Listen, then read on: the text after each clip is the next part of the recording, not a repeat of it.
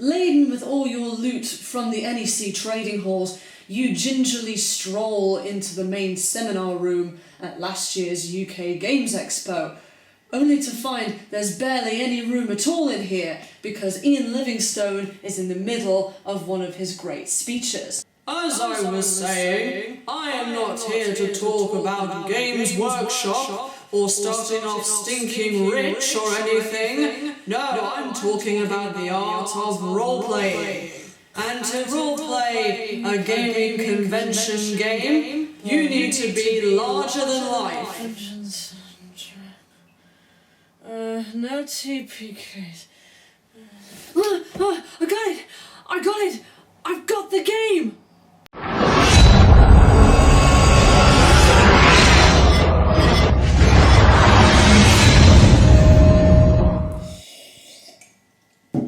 You know that's clearly unplunged.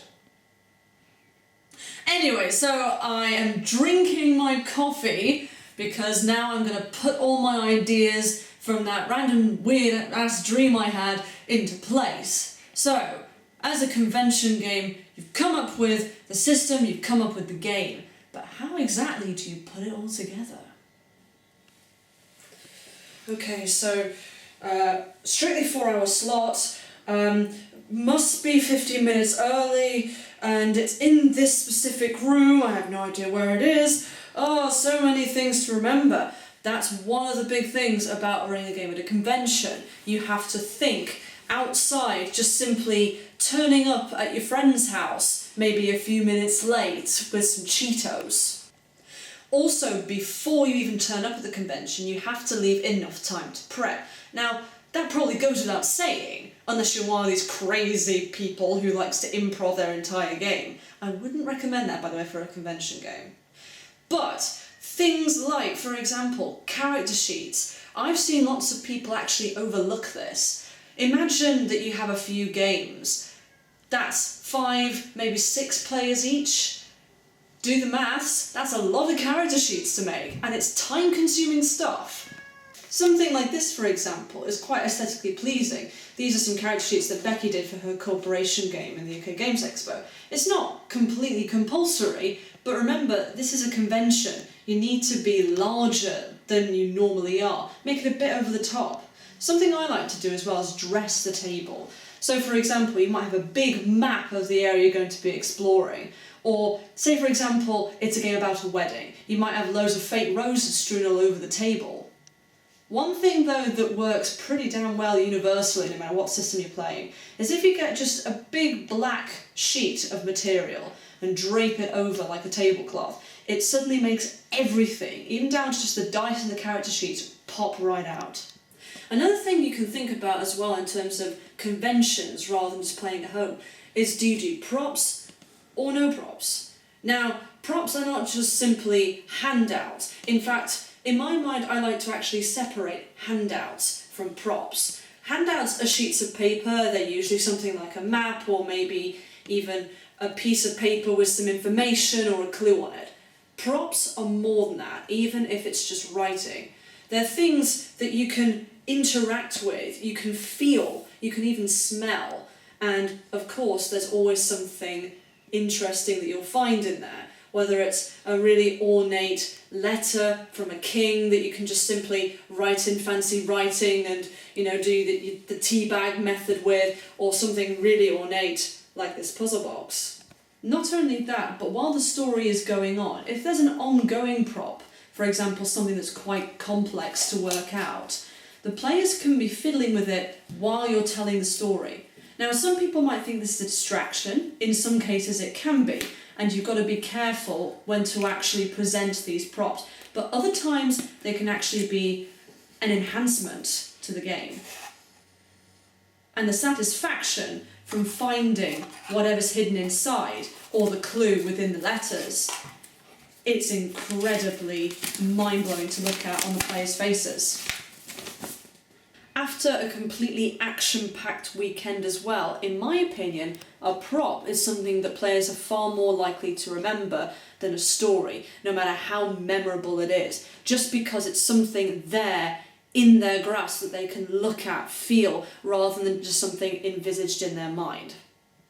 Now, normally at home, you're in the comfort of a quite small room and there's not that many people in there. You're all sitting down. It's pretty informal. However, at a convention, you're almost certainly not going to be heard very well if you're sitting down and not projecting. However, when standing up in a far more dominant position like this, I tend to put my hands purposefully on the table as well, which is not something I normally do since I'm quite introvert, but bloody hell does it make a difference. Now, as I said, I'm not someone to completely improvise everything, and I always do a decent amount of preparation, especially for a convention. However, what I find is even though I do have my notebook at all times on the table, I hardly ever look at it, and I'll explain why.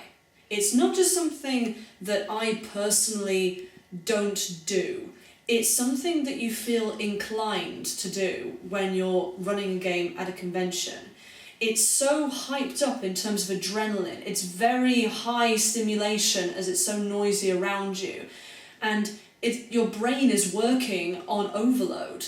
It's actually very difficult, I find, and some other GMs have told me this, to actually look up any notes, especially if you're standing up. I suppose that is one of the cons of standing up.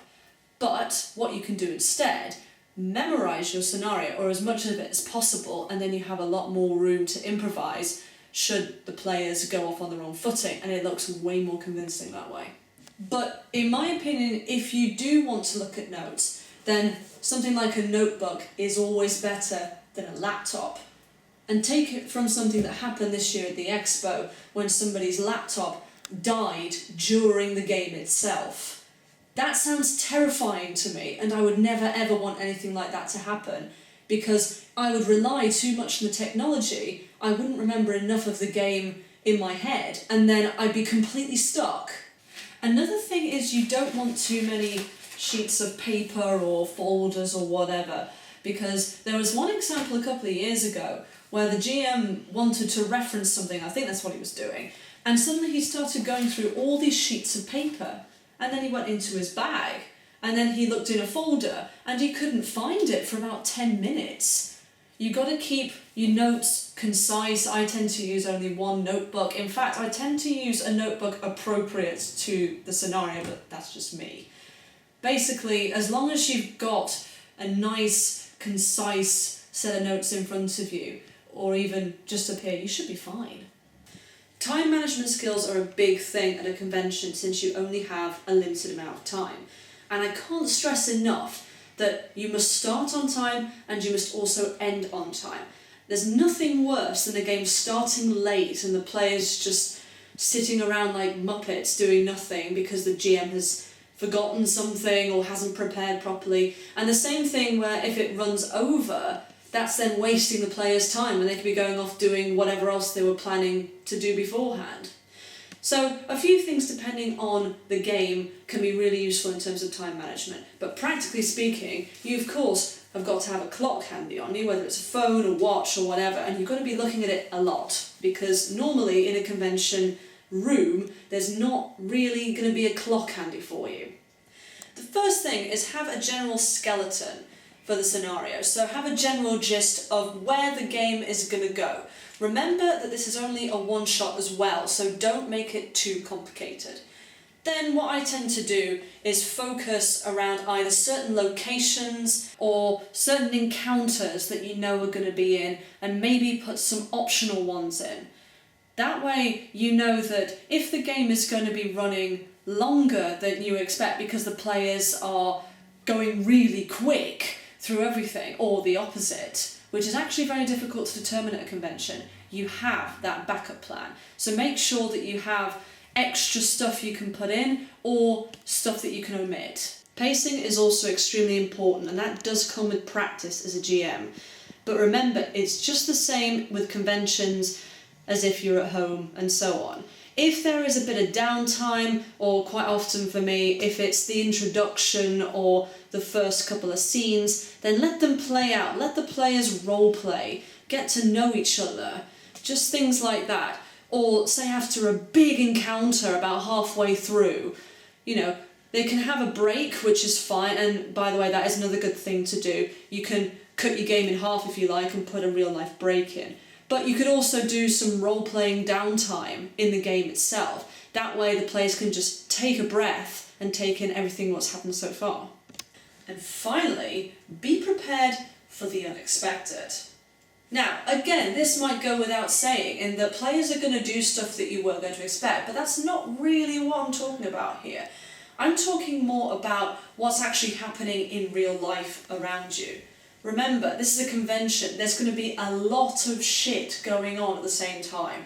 There's going to be tons of players in the same room as you. There's going to be stuff happening outside. There's going to be all kinds of stuff. There's going to be players that might show up who are drunk or that are terrified of the occult, which has actually happened to me, by the way, and he did run away at one point. Things are going to happen, and you've got to be prepared to deal with these things. It's not something that you can really practice or mentally know what to do, but just as long as you're aware that in a convention, this is not just your usual gang of players who you know quite well. These are players that you are almost certainly not going to know.